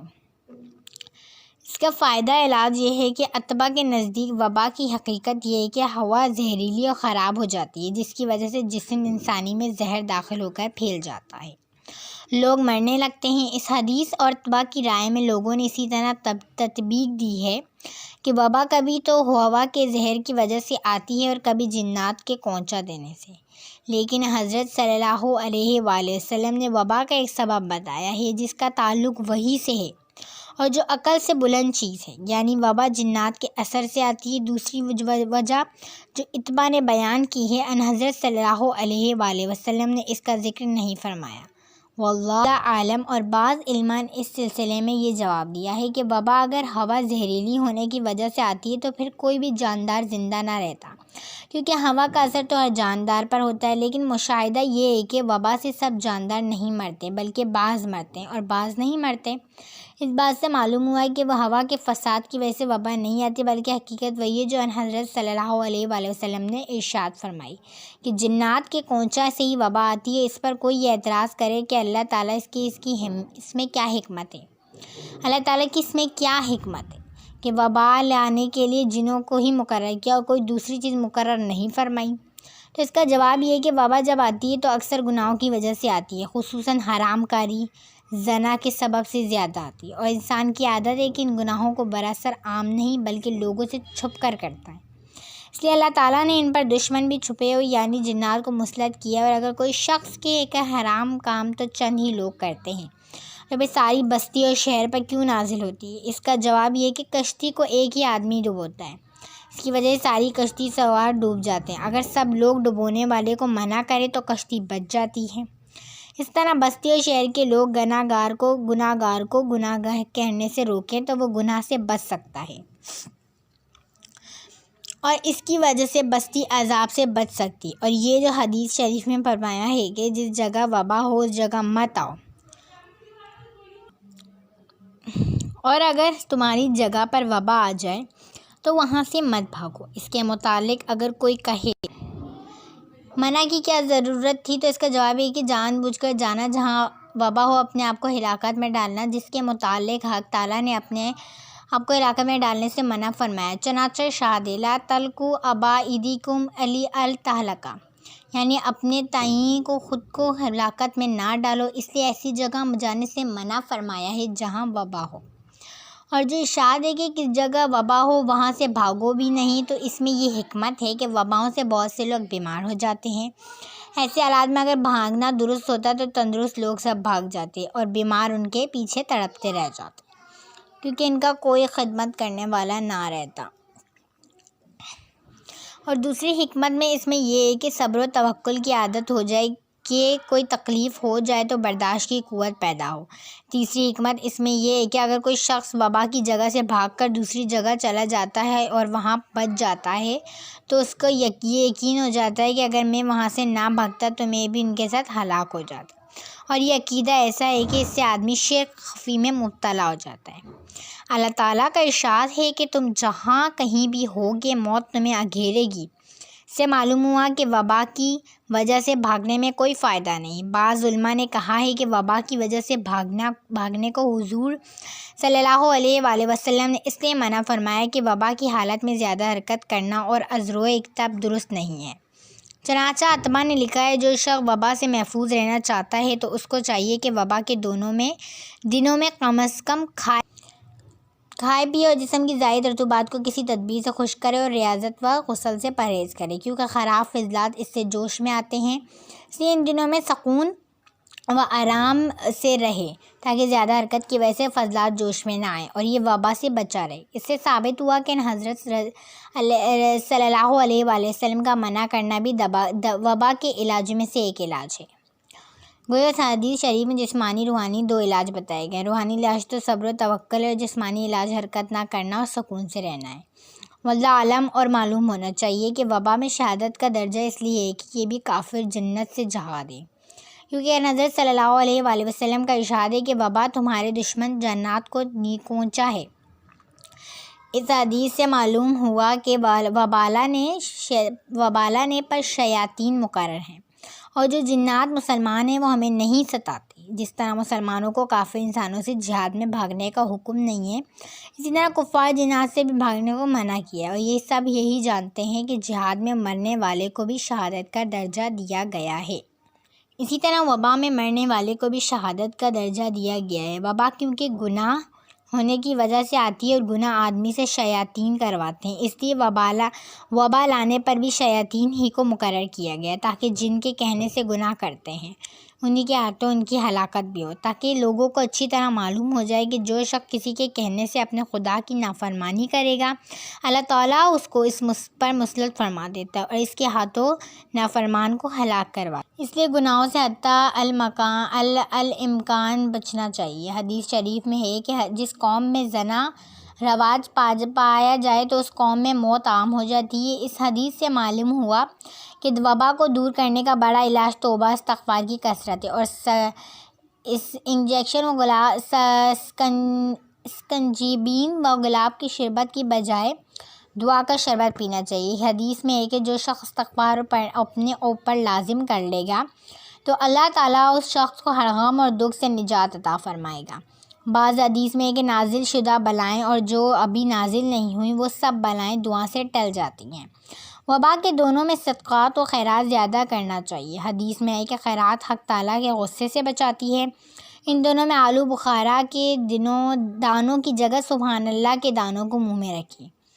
چنانچہ حدیث میں ہے کہ سبحان اللہ کہنا اللہ کے عذاب سے محفوظ رکھتا ہے، اور جاننا چاہیے کہ اتباء کہتے ہیں کہ وبا کے زمانے میں عطر، عنبر، مشک وغیرہ کا سونگھنا بہت مفید ہے، لیکن علماء نے کہا کہ عطریات کی جگہ ان دنوں میں درود شریف کی کثرت کرے تو اس کے حق میں زیادہ مفید ہوگا۔ حدیث میں ہے کہ درود شریف غم کو دور کرتا ہے۔ درد شریف کے علاوہ لا حول ولا قوت الا باللہ العلی العظیم کو بھی لازم سمجھے، کیونکہ حدیث میں ہے کہ لا حول 100 بیماریوں کی دوا ہے۔ ان دنوں میں نمازیں بھی خوب پڑھنا چاہیے، کہ حدیث میں ہے کہ جب حضرت صلی اللہ علیہ وآلہ وسلم کو کوئی غم پیش آتا تو نفل نماز کثرت سے پڑھا کرتے، اور ان دنوں میں کافور کی بجائے تقویٰ کی بو سونگھنا کرے تاکہ اس کی برکت سے اللہ تعالیٰ تمام وباؤں سے محفوظ رکھے، آمین۔ یہ علاج جو اوپر ذکر ہوئے تو یہ تو روحانی اور دراصل علاج تھے، لیکن تھوڑے سے جسمانی علاج بھی از روئے طب بیان کیے جاتے ہیں۔ وبا کا طبی علاج۔ وبا کے دنوں میں آدمی کو چاہیے کہ زیادہ تر سایہ دار مکان میں رہے اور خوشبویات جیسے کافور، مشک، عنبر، عود اور عطر وغیرہ کو سونگھتا رہنا چاہیے۔ غذا میں سرکہ، لیموں، سنکنجین وغیرہ کا استعمال زیادہ کرے، اور گھر میں کافور خود وغیرہ کی دھونی دینی چاہیے۔ سرکہ اور گلاب مکان کے سب گوشوں میں چھڑکنا چاہیے، اور پیاز کو کوٹ کر کے گھر کی طاقوں میں رکھ دینا چاہیے اور ہوا میں زیادہ نہ پھیلے۔ اگر اتفاق سے کہیں جانا ہو تو ناک کا کان کو کپڑے سے ڈھک کر جائیں اور عطر ساتھ میں ضرور رکھیں۔ اس موسم کی ترکاریاں اور گوشت سے پرہیز کو ضروری سمجھیں۔ حدیث میں ہے کہ لبید بن عاصم یہودی نے حضرت صلی اللہ علیہ وآلہ وسلم پر جادو کیا تھا، اس کی وجہ سے آپ بیمار ہو گئے تھے، اور بعض روایت میں ہے کہ آپ تقریباً 6 ماہ بیمار رہے، جس کی وجہ سے آپ کو بہت کمزور ہو گئے تھے۔ ایک روز آپ نے اتفاقاً خواب میں دو فرشتوں کو دیکھا کہ ایک فرشتہ دوسرے سے پوچھ رہا تھا کہ حضور کو کیا بیماری ہے۔ دوسرے نے جواب دیا کہ حضرت صلی اللہ علیہ وآلہ وسلم پر جادو کیا گیا ہے۔ اس نے پھر سوال کیا کہ کس نے جادو کیا ہے؟ دوسرے نے جواب دیا کہ لبید بن عاصم نے۔ اس نے پھر سوال کیا کہ جادو کا اثر کس چیز سے ٹوٹے گا؟ اس نے پھر سوال کیا کہ جادو کا اثر کس چیز پر ہے؟ دوسرے نے جواب دیا کہ حضور صلی اللہ علیہ وآلہ وسلم کے سر کے بالوں میں اور کنگھی کے دندانوں میں کمان کی زیر جیسی 12 گرا دے کر کھجور کے غلاف میں رکھ کر وزران کر کے کنویں میں پتھر کے نیچے دفن کیا ہے۔ جب آپ صبح کو بیدار ہوئے تو اس کنویں پر تشریف لے گئے۔ جب آپ صبح بیدار ہوئے تو کنویں پر تشریف لے کر آپ کے 2 اصحاب کنویں کے اندر گئے اور وہ جادو نکال لائے۔ بعض لوگوں کا کہنا ہے کہ یہ 2 اصحاب حضرت علی کرم اللہ وجہ، حضرت عمر رضی اللہ عنہ تھے۔ فتح الباری میں لکھا ہے کہ اس جادو کے اندر حضرت صلی اللہ علیہ وآلہ وسلم کی مومی صورت بنی ہوئی تھی اور اس میں سوئیاں چبھی ہوئی تھیں۔ اس مومی پتلے سے جو سوئیاں نکالی گئی حضرت صلی اللہ علیہ وآلہ وسلم کو سکون و آرام ہونا شروع ہو گیا، اور جو 12 گر ہیں اس میں لگی ہوئی تھیں وہ کھل نہیں سکتی تھی، اس لیے جبرائیل امین معوذتین یعنی قل اعوذ برب الفلق اور قل اعوذ برب الناس دے کر نازل ہوئے اور کہا ان 2 صورتوں کی 12 آیتیں ہیں، ان کو پڑھ کر اس پر دم کرو، ان کی برکت سے یہ گرہیں کھل جائیں گی۔ اور بعض روایت میں ہے کہ کعب احبار فرماتے ہیں کہ اگر میں صبح شام ان کلمات مبارک کو نہ پڑھتا ہوتا تو یہودی اپنے جادو سے مجھ کو کتا یا گدھا بنا ڈالتے۔ کعب احبار رضی اللہ تعالیٰ عنہ جب مسلمان ہو گئے تو یہودی ان کے دشمن ہو گئے اور ان کے در پہ ہو گئے تھے، لیکن آپ نے دعا پڑھنی شروع کی جس کی وجہ سے وہ یہودیوں کے شر سے محفوظ رہے ہیں۔ وہ دعا یہ اعوذ بکلمات اللہ التامات التی لا یجاوزہن بر ولا فاجر واعوذ بوجہہ العظیم الجلیل الذی لا یختصر جوہر الذی یمسک السماء ان تقع علی الارض الا باذنہ من شر الطامات ومن شر ما زرع فی الارض ومن شر ما یخرج منہا شر ما ینزل من السماء وما یخرج فیہا ومن شر کل دابۃ انت آخذ بناصیتہ ان ربی علی صراط مستقیم۔ میں اللہ تعالیٰ کے ان کلمات تامہ سے کہ جن سے کوئی اچھائی یا برائی تجاویز کی نہیں کر سکتی، اور اللہ کے عظیم و جلیل القدر نام سے کہ اس کے قریب رہنے والا کبھی بھی ذلیل نہیں ہو سکتا، اور وہ خدا جو آسمان کو زمین پر گرنے سے روکے ہوئے ہیں سے پناہ مانگتا ہوں مکمل شر اور ہر اس چیز کے شر سے جو زمین سے نکلے اور آسمان سے نازل ہو، اور ہر اس چیز سے جو آسمان میں چڑھے اور ہر پیدا ہونے والی چیز کے شر سے، اور زمین پر چڑھنے والے ہر جاندار کے شر سے۔ آپ اس کو اس کی پیشانی سے پکڑے ہوئے ہیں، بے شک میرا رب صراط مستقیم پر ہے۔ یہ دعا اگر صبح و شام پڑھی جائے تو انسان جادو سے محفوظ رہے گا انشاءاللہ تعالی۔ یہاں پر اگر کوئی شخص یہ اعتراض کرے کہ حضرت صلی اللہ علیہ وآلہ وسلم نے جادو کا اثر کیوں ہونے دیا، نہیں پر اللہ تعالیٰ نے جادو کا اثر کیوں ہونے دیا اور آپ کو جادو کے شر سے کیوں نہ محفوظ رکھا، تو اس اعتراض کا جواب یہ کہ کفار حضرت صلی اللہ علیہ وآلہ وسلم کو جادوگر کہتے تھے، اور جادوگر پر جادو کا اثر نہیں ہوتا، تو مشیت و حکمت الہی نے ضروری سمجھا کہ حضور صلی اللہ علیہ وآلہ وسلم پر جادو کا اثر ہو جائے، تاکہ لوگوں کو اچھی طرح معلوم ہو جائے کہ رسول صلی اللہ علیہ وآلہ وسلم جادوگر نہیں ہے۔ اگر جادوگر ہوتے تو جادو آپ پر اثر نہ کرتا، واللہ عالم باصرہ۔ اب ہمارے اگلا علاج ہے نملہ یعنی پھوڑے کا علاج۔ نملہ ایک قسم کا پھوڑا ہے جو آدمی کے پہلو میں ہوتا ہے، اس کی وجہ سے آدمی کو ایسا معلوم ہوتا ہے جیسے زخم میں چونٹیاں گھس رہی ہیں۔ اس کا علاج جیسا کہ ابو داؤد میں شفا بنت عبداللہ سے روایت ہے، یہ کہتے ہیں کہ ایک روز حضرت صلی اللہ علیہ وآلہ وسلم مکان میں تشریف لائے، اس وقت میں حضرت حفصہ رضی اللہ تعالیٰ عنہ کے پاس بیٹھی تھی۔ آپ نے مجھ سے فرمایا کہ تو حفصہ رضی اللہ تعالیٰ عنہ کو نملہ کا منتر کیوں نہیں سکھاتی ہو جیسا کہ تم نے لکھنا سکھایا۔ نملہ کے لیے یہ دعا ہے، بسم اللہ صلت حتی تفورا من افواہما اللہم اکشف الباس رب الناس۔ اس کا طریقہ یہ ہے کہ یہ دعا کسی لکڑی پر پڑی جائے، پھر تیز قسم کا سرکہ لے کر پتھر پر ڈال کر اس لکڑی کر پتھر پر گھسے اور پھر وہ پھوڑے پر لگائی جائے۔ ویسے معلوم ہوا کہ عورت کو لکھنا سیکھنا مکر وہ نہیں ہے۔ ہمارا اگلا علاج ہے نقصان دور کرنے کا علاج۔ اگر کسی کا کوئی نقصان ہو جائے تو یہ کلمات پڑھیں جس کی برکت سے اللہ تعالیٰ اس کا نم البدل عطا فرمائے گا۔ وہ دعا یہ ہے، ان اللہ و انا الیہ راجعون اللہم اجرنی من مصیبتی واخلف لی خیرا منہا۔ اس کا فائدہ ہے، سلمہ رضی اللہ تعالیٰ عنہ کے پہلے شوہر ابو سلمہ کا جب انتقال ہوا تو حضرت صلی اللہ علیہ وآلہ وسلم نے سلمہ رضی اللہ تعالیٰ عنہ کو یہ دعا سکھائی تھی اور فرمایا تھا کہ جس کا نقصان ہو جائے اور یہ دعا پڑھے تو اللہ تعالیٰ اس کو اس کی چیز سے بہتر عطا فرمائے۔ سلمہ فرماتی ہیں کہ میں اپنے دل میں سوچ رہی تھی کہ ابو سلمہ رضی اللہ تعالیٰ عنہ سے بہتر خاوند مجھ کو اور کون سا ملے گا۔ اس واقعے کو ابھی کچھ ہی روز گزرے تھے کہ حضرت صلی اللہ علیہ وآلہ وسلم نے مجھ سے نکاح فرما لیا۔ اس وقت مجھے معلوم ہوا کہ یہ اس دعا کی برکت ہے جس کا ظہور اب ہوا ہے۔ امید کرتی ہوں آپ کو ہماری یہ ویڈیو بہت پسند آئی ہوگی۔ اگر پسند آئی تو اس ویڈیو کو لائک ضرور کیجیے گا، سبسکرائب بھی کیجیے گا چینل کو۔ اسی کے ساتھ مجھے اجازت دیجیے، اللہ حافظ۔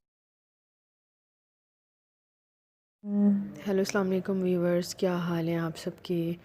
امید کرتی ہوں کہ آپ سب اللہ تعالیٰ کے فضل و کرم سے ٹھیک ہوں گے۔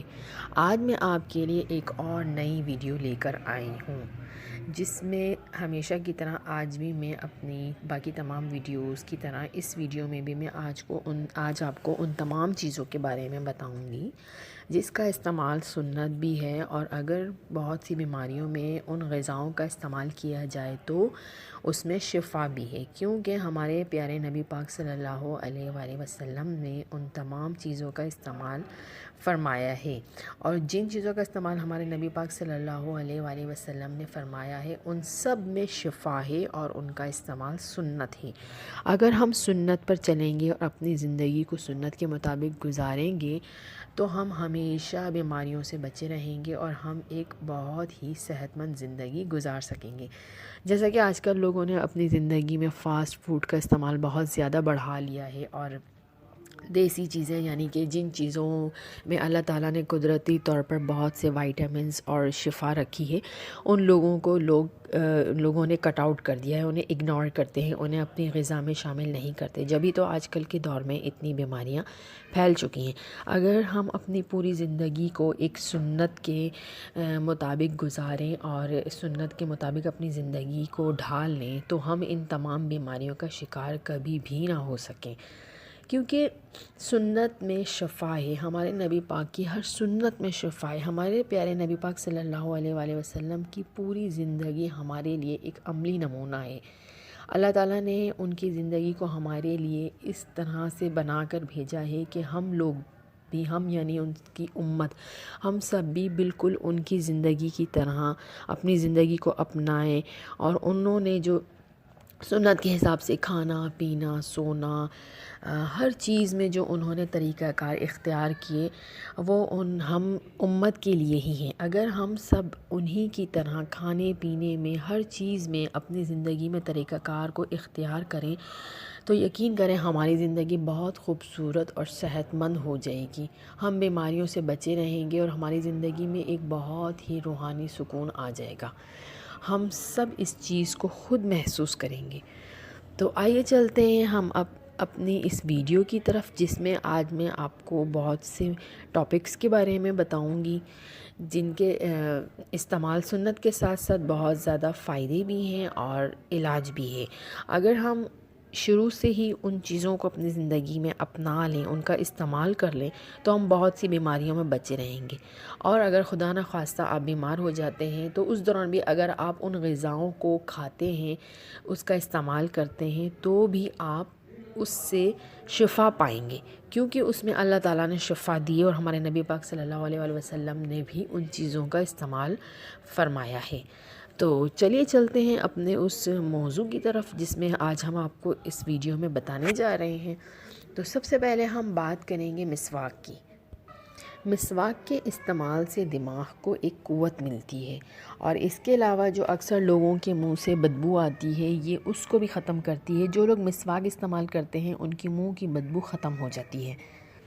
مسواک کے بہت سے فائدے ہیں، اللہ تعالیٰ اس کے استعمال سے خوش ہوتا ہے، اس کے استعمال کرنے سے نظر تیز ہوتی ہے اور چہرہ روشن رہتا ہے، اور اس کے علاوہ مسواک سے مصافحت بھی بڑھتی ہے، دانت صاف ستھرے رہتے ہیں، منہ میں ہمیشہ خوشبو رہتی ہے، اور مسوڑے آپ کے بالکل مضبوط ہو جاتے ہیں، اور اگر حلق میں جو بلغم کی شکایت ہو جاتی ہے اس کے استعمال سے وہ بھی صاف ہو جاتا ہے، نزا کو آسان کرتی ہے۔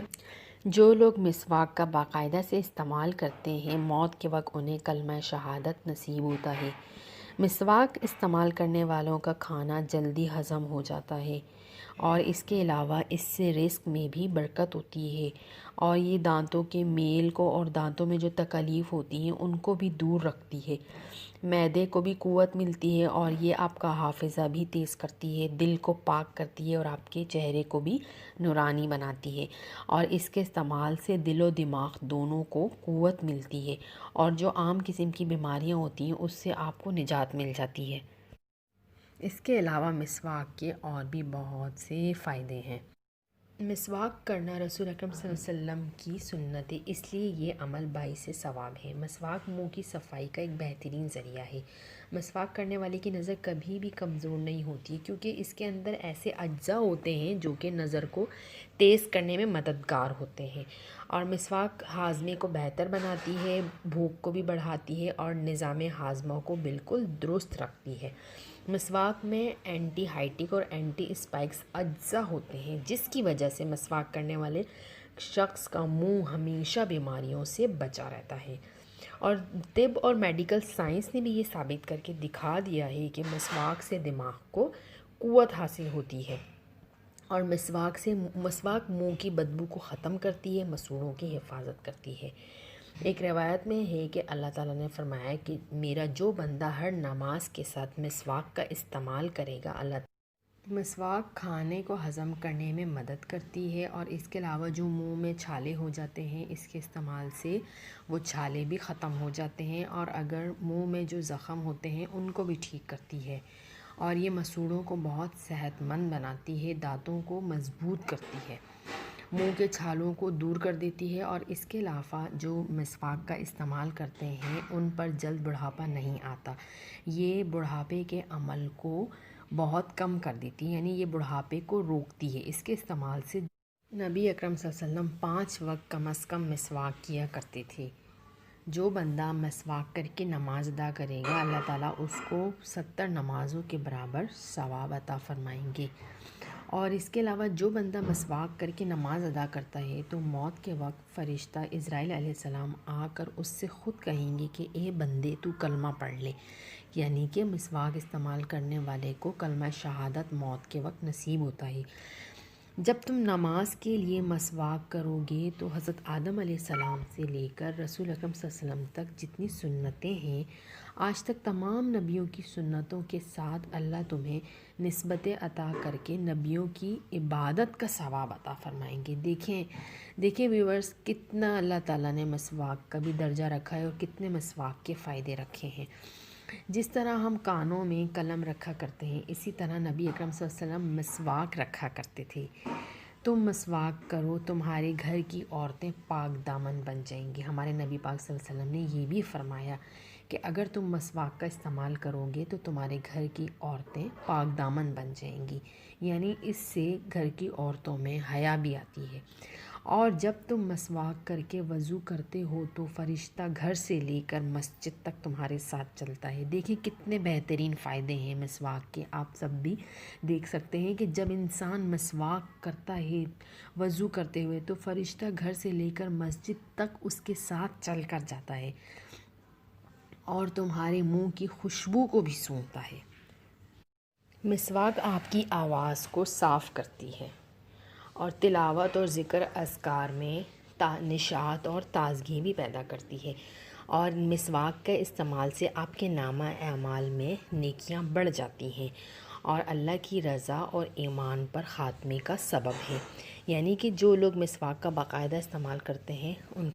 اس کے علاوہ میں مسواک کی 25 برکتوں کے بارے میں آپ کو اور بتاؤں گی۔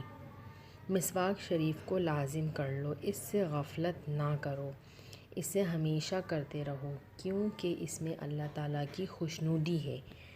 ہمیشہ مسواک کرتے رہنے سے روزی میں آسانی ہوتی ہے اور اس روزی میں برکت بھی رہتی ہے، اور مسواک استعمال کرنے سے سر کا درد دور ہو جاتا ہے، یہ بلغم کو بھی ختم کرتی ہے، معدے کے افعال کو درست رکھتی ہے، جسم میں توانائی اور طاقت بخشتی ہے، عقل کو بھی بڑھاتی ہے، اور اس کے علاوہ مسواک کے استعمال سے آپ کا دل پاک ہو جاتا ہے، اور اس کے علاوہ آپ کی نیکیوں میں بھی اضافہ ہوتا ہے، فرشتے خوش رہتے ہیں۔ مسواک شیطان کو ناراض کر دیتی ہے، یہ شیطان کا منہ کالا کرتی ہے، اور کھانا اس سے جلد ہضم ہو جاتا ہے۔ اس کے علاوہ مسواک سے آپ کی کمر مضبوط رہتی ہے، اور بدن کو اللہ تعالیٰ کی اطاعت کے لیے یہ ایک قوت دیتی ہے، اور اس کے علاوہ نظام میں آسانی اور کلمہ شہادت یاد دلاتی ہے۔ قیامت کے دن نامہ اعمال سیدھے ہاتھ میں دلاتی ہے، اور جیسے کہ آپ سب یہ جانتے ہوں گے قیامت کے دن سیدھے ہاتھ میں نامہ اعمال کا ملنا انسان کی سب سے بڑی خوش نصیبی ہے۔ پل سے رات سے بجلی کی طرح یہ تیزی سے گزار دے گی اور حاجات پورے ہونے میں اس کی امداد کی جاتی ہے، یعنی مسواک کے استعمال سے آپ کی حاجات بھی پوری ہوتی ہیں، اور مسواک استعمال کرنے والا انسان قبر میں آرام اور سکون پاتا ہے۔ دیکھیں ویورز، مسواک کے اللہ تعالیٰ نے کتنے زیادہ فائدے بیان کیے ہیں۔ اگر آپ سب بھی اس کا استعمال لازم کر لیں تو آپ کی زندگی میں بھی بہت خوشحالی آ جائے گی۔ ویورز، اب ہم بات کرتے ہیں آب زمزم کے خواص اور فائدے کے بارے میں۔ آب زمزم میں ہر چیز سے شفا ہے۔ اگر مرض میں شفا کی نیت سے پیا جائے تو اس سے شفا حاصل ہوتی ہے، اور اگر پناہ کی نیت سے پیو تو پیاس آپ کی دور ہوگی۔ حضرت ابن عباس رضی اللہ تعالیٰ عنہ آب زمزم پیا کرتے تھے تو یہ دعا پڑھتے تھے: اللہم انی اسألک علما نافعا ورزقا واسعا وشفاء کل داء۔ اے اللہ، میں تجھ سے مفید علم اور زیادتی رزق اور تمام بیماریوں سے شفا کا سوال کرتا ہوں۔ تو آب زمزم کے فائدے کے بارے میں جاننے سے پہلے سب سے پہلے آپ سب کو یہ پتہ ہونا چاہیے کہ پانی پینے کا صحیح طریقہ کیا ہے۔ حضرت ابو ہریرہ رضی اللہ تعالیٰ عنہ سے روایت ہے کہ رسول اکرم صلی اللہ علیہ وآلہ وسلم نے ارشاد فرمایا کہ جب تم پانی پیو تو ایک سانس میں نہ پیا کرو، کیونکہ اس طرح پانی پینے سے سینے میں درد پیدا ہو جاتا ہے۔ آپ لوگوں نے بھی دیکھا ہوگا کہ جب کبھی ہم لوگ اپنی روزمرہ زندگی میں پانی کو بہت پینے میں جلدی کرتے ہیں تو اس سے ہمارے سینے میں ایک چبھن سی ہونے لگتی ہے، ہمارے سینے میں ایک درد سا ہونے لگتا ہے۔ وہ سب اس وجہ سے ہوتا ہے کہ ہم پانی کو بہت جلدی، پاک صلی اللہ علیہ وآلہ وسلم نے فرمایا پانی 3 سانسوں میں پینا چاہیے۔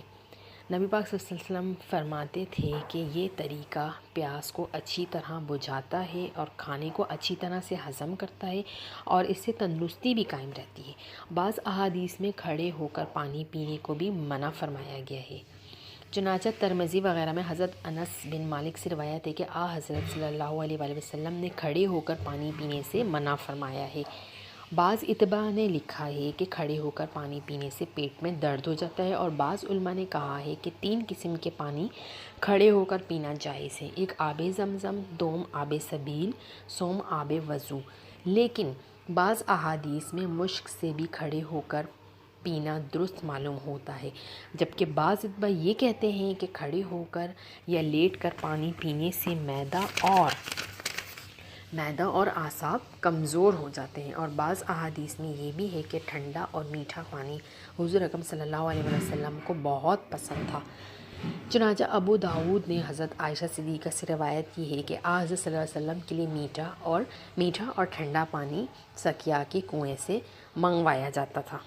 اب ہم آتے ہیں آب زمزم کے فائدوں کی طرف کہ آب زمزم پینے کے کیا کیا فوائد ہیں۔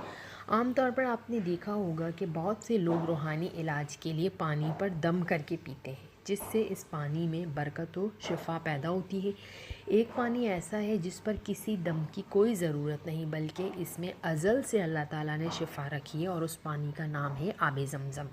حضرت ابو ذر غفاری رضی اللہ تعالیٰ عنہ آب زمزم کی برکات کے بارے میں یہ فرماتے ہیں کہ 1 مہینے تک میرا کھانا سوائے زمزم کے کچھ بھی نہیں تھا، یعنی کہ وہ صرف آب زمزم پر گزارا کرتے تھے۔ میں موٹا ہو گیا اور میرے پیٹ میں موٹاپے کی وجہ سے سلوٹیں پڑ گئیں، اور میں نے اپنے کلیجے میں بھوک کی توانائی نہیں پائی، یعنی کہ انہیں بھوک محسوس نہیں ہوتی تھی آب زمزم کے استعمال سے، اور اس کے باوجود بھی ان کی صحت اچھی ہو گئی، یعنی وہ موٹے ہو گئے۔ حضرت ابو ذر غفاری کا یہ واقعہ بخاری شریف میں بھی موجود ہے کہ وہ 40 دن تک کھائے پیے بغیر کعبہ شریف سے لگے صرف زمزم کے پانی پر گزارا کرتے رہے، جس پر نبی اکرم صلی اللہ علیہ وسلم نے فرمایا کہ یہ کھانا بھی ہے اور پینا بھی ہے، یعنی نبی پاک صلی اللہ علیہ وسلم نے یہ فرمایا کہ آب زمزم کھانا بھی ہے اور پینا بھی ہے، یعنی اس میں غذا کی غذائیت بھی موجود ہے، یہ صرف ایک پانی نہیں ہے، اور سب سے بڑھ کر کہ یہ انسان کی طبیعت کو بحال کر دیتا ہے۔ نبی پاک صلی اللہ علیہ وسلم نے زمزم کے پانی کو برتنوں اور مشکیزوں میں بھر کر لے جاتے اور بیماریوں پر چھڑکتے اور ان کو پلاتے، یعنی جو لوگ یا جو مریض بیمار ہوتے تھے ان کو آب زمزم کا پانی پلایا جاتا تھا، اور اس کے علاوہ اس آب زمزم کا چھڑکاؤ بھی ان پر کیا جاتا تھا۔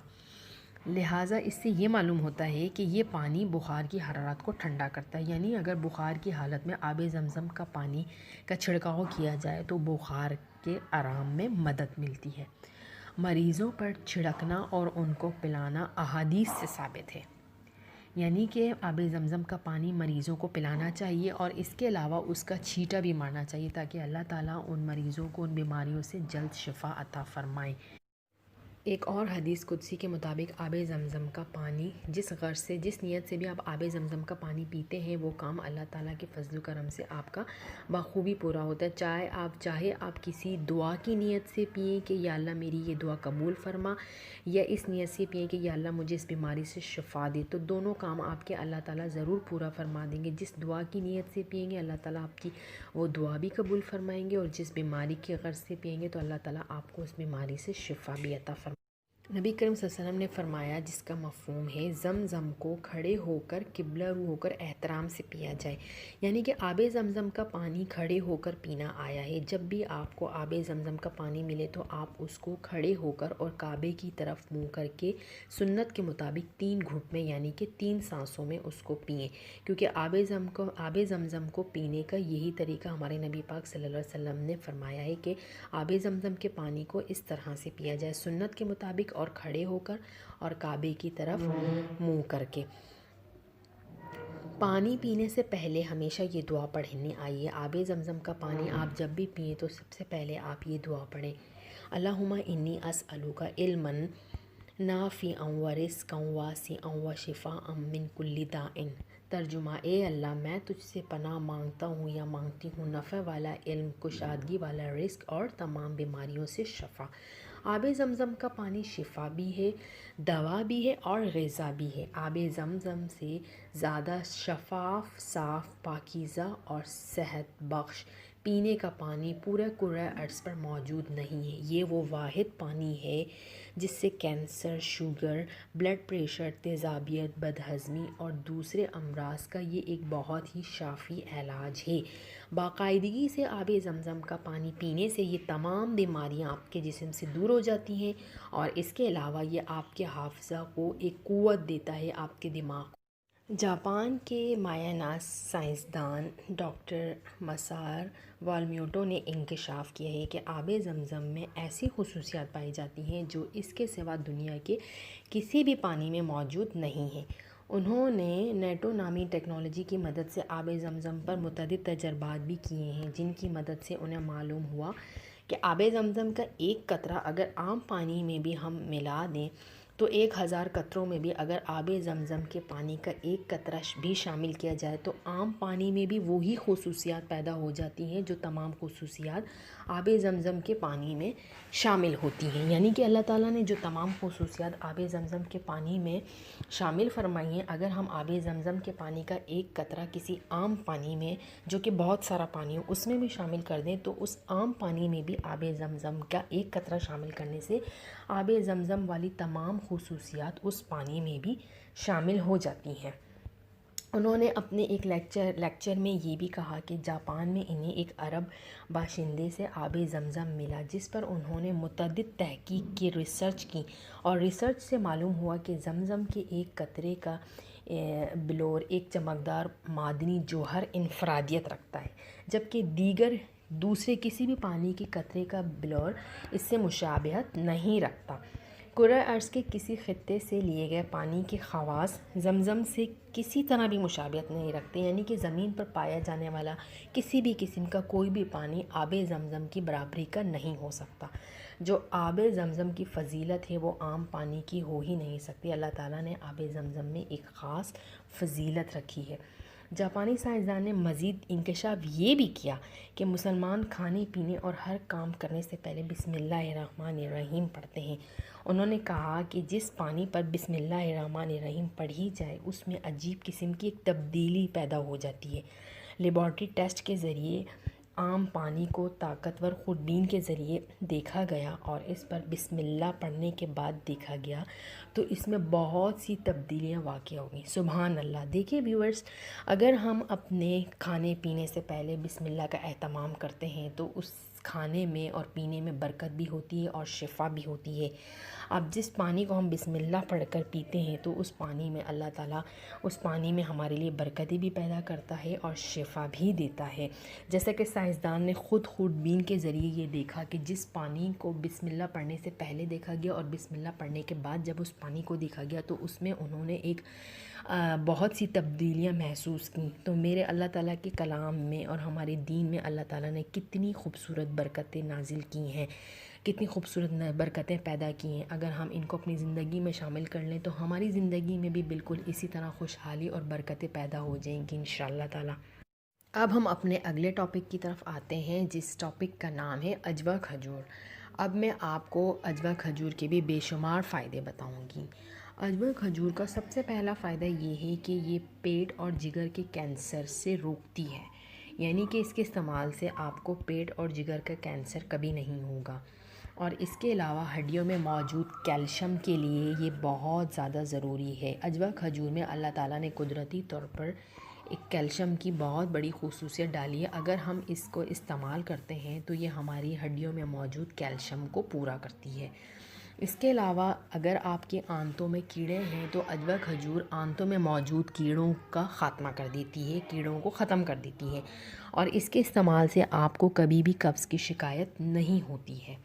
اور اگر اس اجوا کھجور کو دودھ اور شہد کے ساتھ استعمال کیا جائے تو اس کھجور کے انسانی صحت پر خوشگوار اثرات اور اس کی افادیت سے انکار بالکل بھی نہیں کیا جا سکتا، اور جدید سائنس سے بھی یہ بات واضح ہے، اور جدید سائنس بھی اس بات کو قبول کرتی ہے کہ کھجور میں جو فائبرز موجود ہوتے ہیں اور جو دیگر اجزاء موجود ہوتے ہیں وہ ہمارے لیے بہت ہی زیادہ مفید ہوتے ہیں۔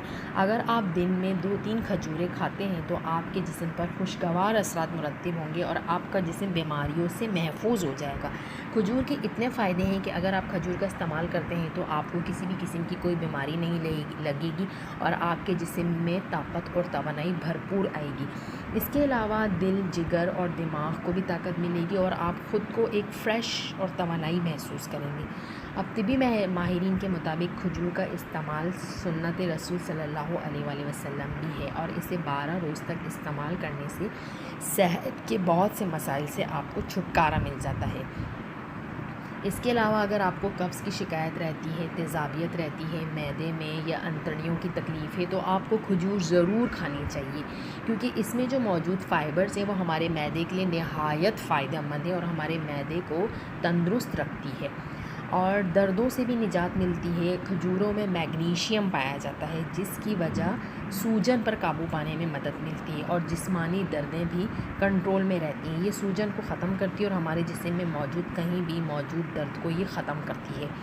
کھجور کھانے سے جسم میں سوجن کم ہو جاتی ہے اور درد میں آپ کو آرام مل جاتا ہے۔ اجوا کھجور کے بہت اللہ تعالیٰ نے فائدے بیان کیے۔ یہ ایک ایسا پھل ہے جو مدینہ منورہ کے علاوہ کہیں بھی نہیں ملتا۔ اجوا کھجور صرف اور صرف مدینہ منورہ میں پائی جاتی ہے۔ اجوا کھجور کی جو گٹھلی ہوتی ہے اس کا پاؤڈر بنا کر دل کے مریضوں کو دیا جائے تو دل کے بند وال کھل جاتے ہیں، کولیسٹرول کی شکایت ختم ہو جاتی ہے، یورک ایسڈ کی شکایت ختم ہو جاتی ہے۔ دل کے مریضوں کے لیے اجوا کھجور کی گٹھلی کا پاؤڈر نہایت ہی مفید ہے۔ اگر کسی کے دل کے وال کا مسئلہ ہے تو وہ اجوا کھجور کی گٹھلی کا پاؤڈر استعمال کریں اور اجوا کھجور کا حلوہ یا اجوا کھجور کو استعمال کریں تو وہ دل کی بیماری سے ہمیشہ کے لیے انہیں نجات مل جائے گی اور ان کا دل صحت مند ہو جائے گا، دل کو بھی قوت ملے گی۔ لیکن احادیث کے مطابق دنیا میں اگر جنت کا کوئی پھل موجود ہے تو وہ اجوا کھجور ہے۔ اجوا کھجور کو جنت کا پھل بھی کہا جاتا ہے۔ بہت سی احادیث کے مطابق اس میں جادو سے نجات، زہر سے نجات، آنکھوں کی جو مرض ہوتے ہیں، جنون اور پاگل پن جو نفسیاتی امراض ہوتے ہیں لوگوں کے ساتھ، اور اس کے علاوہ دل کے امراض سے اس میں شفا ہی شفا ہے۔ ان سب سے بڑھ کر یہ دنیا میں جنت کا واحد پھل نبی پاک صلی اللہ علیہ وسلم کی مرغوب ترین چیزیں، یعنی کہ نبی پاک صلی اللہ علیہ وآلہ وسلم کو کھجور بہت ہی پسند تھی، جس کا درخت آپ صلی اللہ علیہ وسلم نے اپنے دست مبارک سے خود لگایا تھے، اور آج بھی یہ درخت مدینہ منورہ میں موجود ہے۔ اجوا کھجور کا درخت ہمارے نبی پاک صلی اللہ علیہ وآلہ وسلم نے اپنے مبارک دست سے لگایا تھا اور آج بھی وہ مدینہ منورہ میں موجود ہے۔ یہ ایک بہت ہی مبارک سنت ہے اور اس کے استعمال سے ہم سب لوگ بہت زیادہ فائدے اٹھا کر اپنی صحت کو بہت زیادہ بہتر سے بہتر تک بنا سکتے ہیں۔ رسول اکرم صلی اللہ علیہ وآلہ وسلم نے یہ بھی ارشاد فرمایا کہ جو شخص صبح کے وقت 7 کھجوریں اگر کھا لے تو اس دن اس کو نہ ہی کوئی جادو اور نہ ہی کوئی زہر نقصان پہنچا سکے گا۔ یہ ایک جنت کا پھل ہے، یقین کے ساتھ اس کا استعمال بے حد مفید ہے۔ کھجور کی تمام خصوصیات کے ساتھ ساتھ اس کے متعلق فرمانے نبی صلی اللہ علیہ وسلم نے بھی اسے خصوصی حیثیت دی ہے۔ ہمارے نبی پاک صلی اللہ علیہ وآلہ وسلم نے بھی کھجور کو بہت اہمیت دی ہے اور اس کی بہت خصوصیت بیان فرمائی ہے۔ اب ہم بات کریں گے وضو کے بارے میں۔ سب سے پہلے میں یہاں آپ کو وضو کی سنتیں بتاؤں گی کہ وضو کی کیا سنتیں ہیں جنہیں ہمیں لازمی اپنانا چاہیے۔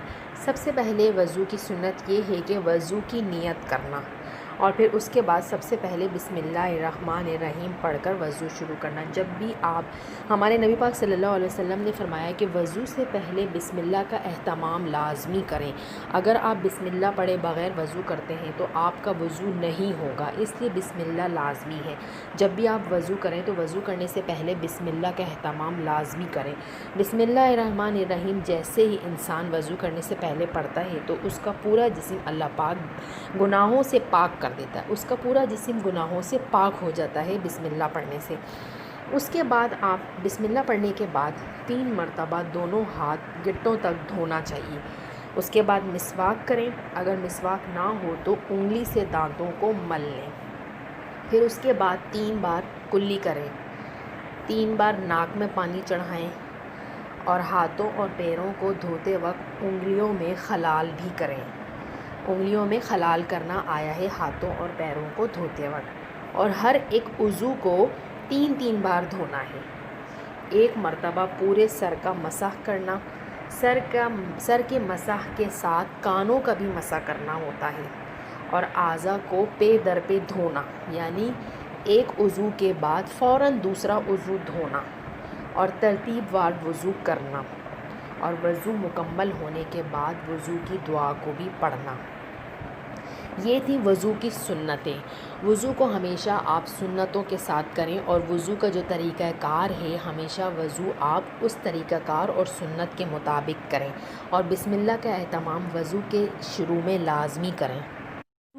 وضو کی ایک خوبی یہ بھی ہے کہ اگر آپ رات کو باوضو سوتے ہیں تو صبح تک ایک فرشتہ آپ کے لیے ثواب لکھتا رہتا ہے اور آپ کی حفاظت کرتا رہتا ہے۔ اس کے علاوہ باوضو رہنے سے آپ کی عمر میں برکت ہوتی ہے، آپ کی عمر میں اضافہ ہوتا ہے۔ ہمارے نبی پاک صلی اللہ علیہ وآلہ وسلم نے حضرت انس بن مالک سے یہ فرمایا کہ جو بندہ اچھی طرح سے وضو کرے، مکمل طریقے سے اچھی طرح سے جو انسان وضو کرتا ہے اس کی عمر میں برکت ہوتی ہے۔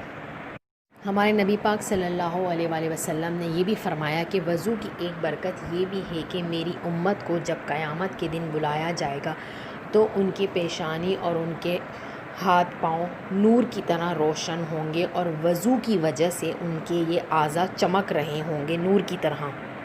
اس کے علاوہ وضو کی ایک برکت یہ بھی ہے کہ جو شخص رات سونے سے پہلے وضو کر لے گا فرشتہ اس کے ساتھ رات بسر کرے گا۔ جب جب وہ کروٹ بدلے گا فرشتہ اس کے لیے بخشش کی دعا کرے گا۔ جب وہ بیدار ہوگا دنیا و آخرت کی جو دعا وہ کرے گا اس کی وہ دعا قبول ہوگی۔ رات کو آنکھ کھلنے پر اللہ سے دنیا و آخرت کی جو بھی بھلائی مانگے گا اللہ تعالیٰ اس کو وہ عطا کریں گے۔